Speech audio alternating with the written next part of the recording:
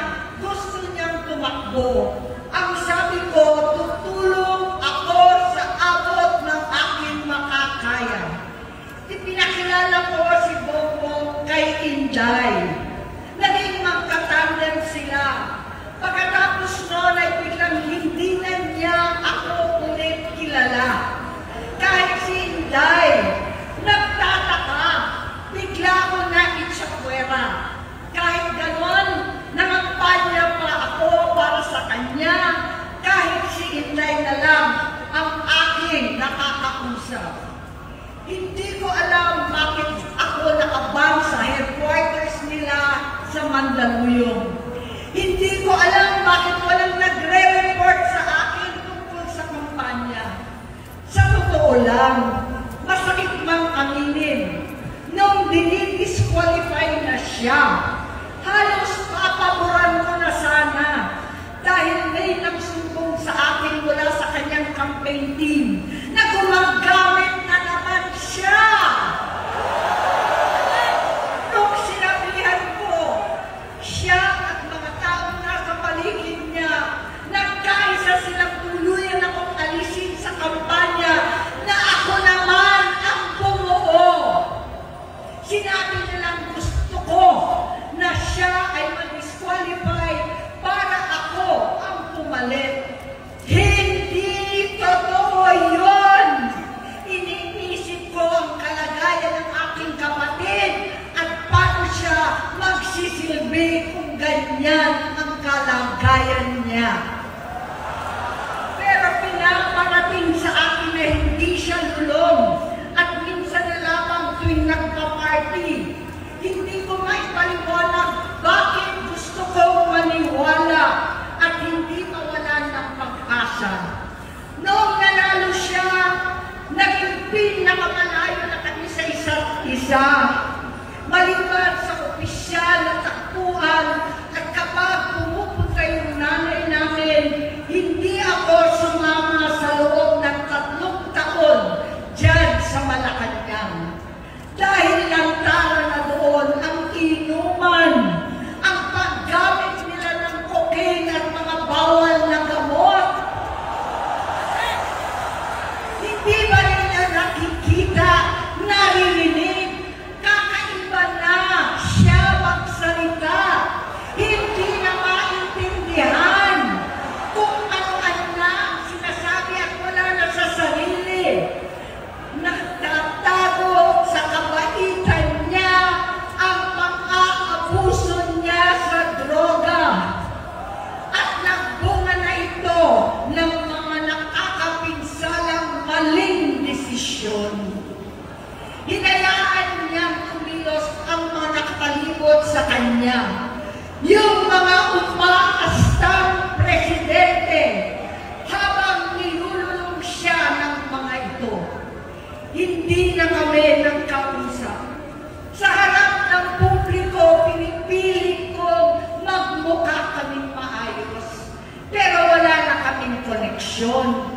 Hindi ko hinihiling na maunawaan ninyo ako, lahat kayo. Sa palagay ko, ang makakaunawa lamang sa akin ay ang mga pamilya may pinagdaanan sa adiksyon, sa inom, sa sugal, sa alak, sa bisyo, higit sa lahat, sa droga. Pagkat hindi ko siya nakakasama kung aking loob na ipasok sa institusyon, ipagamot, iparihab ko na yan. Pero tuwing maghaharap kami noon, hindi kaya ng aking kalooban na gawin yon. Tuwing magsasabi siya sa akin na magbabago na siya, hindi ko siya kayang iniisin. Hindi ko kayang ipagkait sa kanya magkakataon at pagbabakasakali, umaasa ako at laging nananalangin na sana, oo nga, nagbago na siya. Hanggang dumating ang 2024 at 2025, yung bisyo niya na ang dahilan ng pagbahak ng korupsyon, kawalang direksyon, at maling-maling mga desisyon. Walang accountability, wala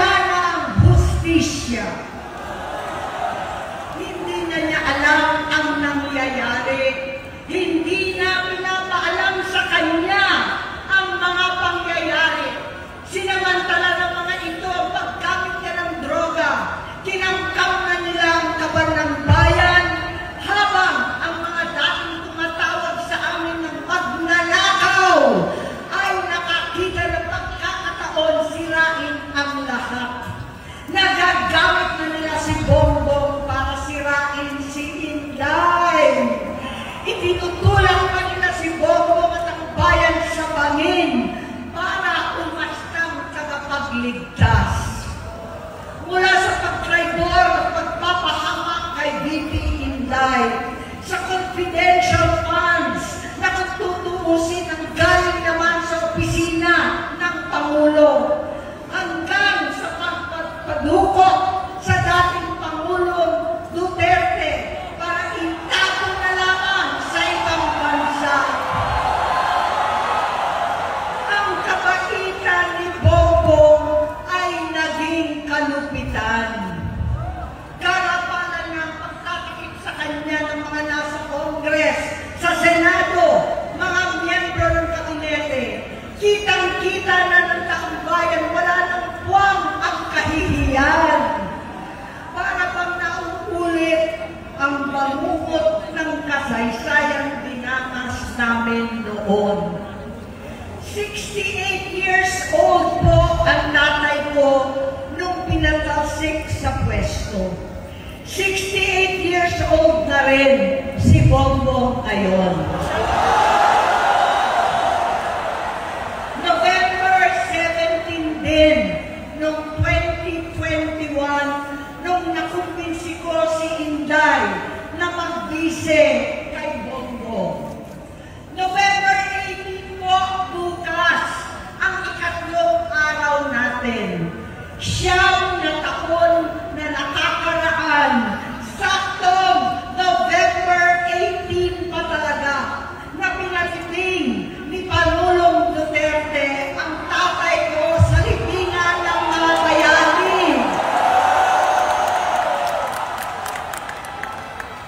Halo-halo na ang aking nararamdaman, pero alam kong ito ang dulo at hangganan ng aking pagtitiis at pananahimik.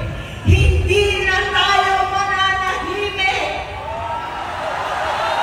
Dahil nalaman ko pati ang mga anak niya ay nagdodroga na. Pinasusuklaman ko pa ang pag-alok ng mag-inang si Sandro ng droga ang aking mga anak at iba pang mga kamag-anak. Yan ang hindi ko na mapapalampas. Sa loob ng halos 4 na dekada, wala akong ibang pinangarap kundi maipakita sa sambayanan na hindi kami masamang tao. Hindi masama ang pamilya Marcos. Gusto kong ibangon ang dangal ng aking ama. Sa pamamagitan ng nagpagtatrabaho para sa bayan, sinikap kong maging mabuting gobernador, tinakawan, senador. Hindi ako halos nagpapahinga para makapag-iwan sana ng legasiya na kapag sinabing Marcos, nabawi na namin ang tingin sa nakaraan. Ngunit sa kagustuhan kong maging responsableng anak, matupad ang pangako ko sa aking ama, nabigo akong maging mabuting kapatid. Naging mahina ako kay Bongbong. Sa kapulisan at sundalo, sa lahat ng mga leader at tagapagpatupad ng batas, siya ang Pangulo natin ngayon. Sinabi ko kung anong kalagayan niya ngayon.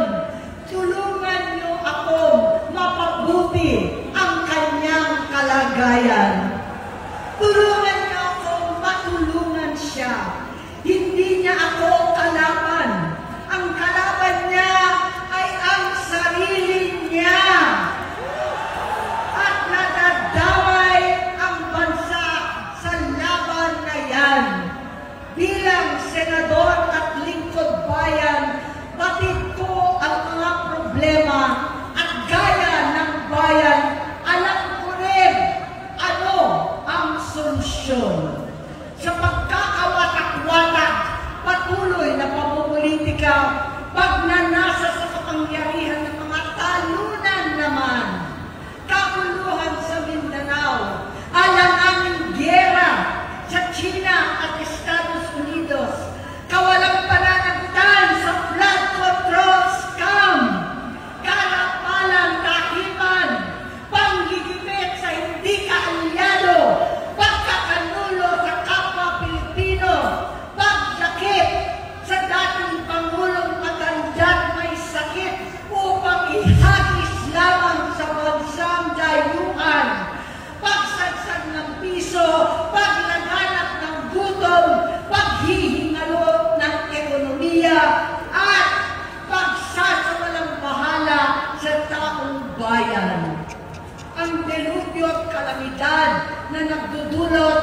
parusa. Ang korupsyon na nauwi sa kawalan ng tiwala at hustisya sa Pilipinas, sa kanyang pamahalaan, lahat ng yan ay masusolusyonan kung ikaw, aking kapatid, magsaayos ng iyong sariling kalusugan. Kapag humupa ang ingay sa politika, kapag umuwi na kami sa aming pamilya, hindi bilang senador, kundi bilang ate, bilang si Manang Aimee ni Bonget, kaya ito sasabihin sa harap ng taong bayan, sa harap ninyong lahat, at sa harap ni Bongbong. Bonget, magtatatlong taon na tayong hindi nakakausap. 3 taon ko nang sinusubukan muli na ako'y pakinggan.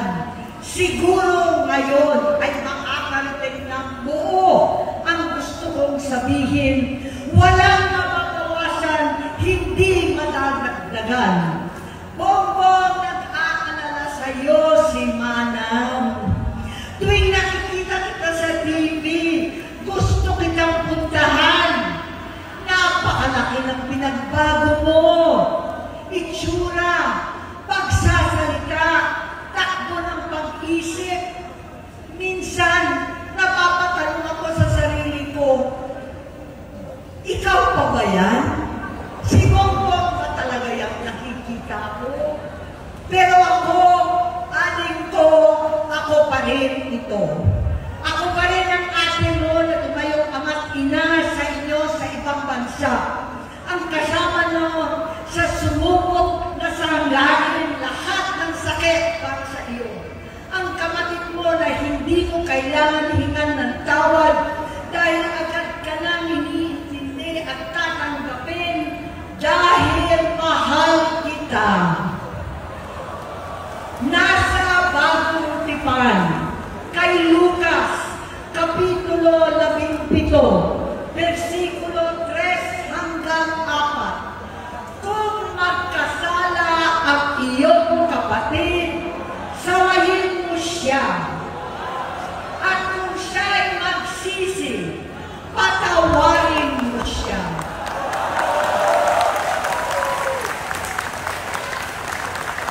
Tama na, ading ko.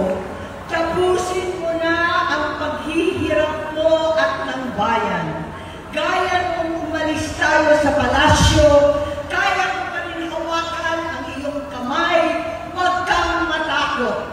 Malaki na ang dulot sa iyo ng droga. Sinisisi ko ang sarili ko dahil hindi ako nakinig sa mga sumbong. Hindi ako nakialam. Hindi ako maniwala. Pero hindi pa huli ang lahat.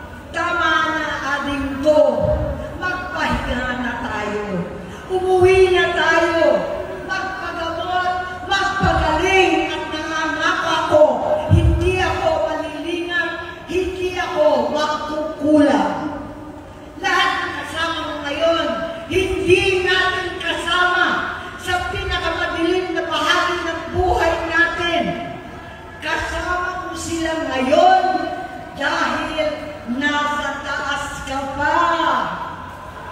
Ako at ang ating mga tunay na kapatid dito sa Luneta ang kasama mo kahit magdilim ulit ang lahat.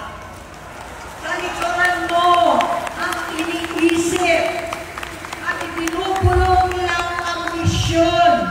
Unahin na natin ang kalusugan mo dahil sa adiksyon na bigyan mo ng malubhang karamdaman ang buong bansang Pilipino.